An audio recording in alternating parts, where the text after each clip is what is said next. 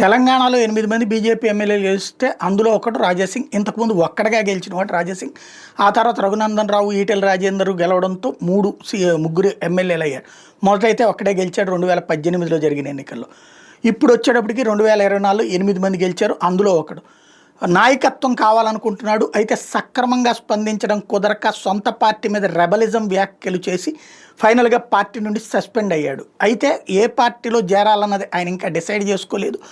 ఇంకా భారతీయ జనతా పార్టీ అగ్రనాయకత్వం పిలిస్తే వెళ్తాను అంటూ ఇప్పటికి ఒక ప్రకటన చేస్తూ పిలిస్తే కలుస్తానికి వెళ్తాను అని చెప్తూ, అట్ ద సేమ్ టైం ఇప్పుడున్నటువంటి రామచంద్ర బీజేపీ రాష్ట్ర అధ్యక్షుడు ఒక ఏది డమ్మీగా పనిచేస్తున్నాడు, కిషన్ రెడ్డి కథంతా నడుపుతున్నట్టు తన కోపమంతా కిషన్ రెడ్డి మీద అన్నది ఇప్పుడు ఎక్స్ప్రెస్ చేసుకొచ్చింది.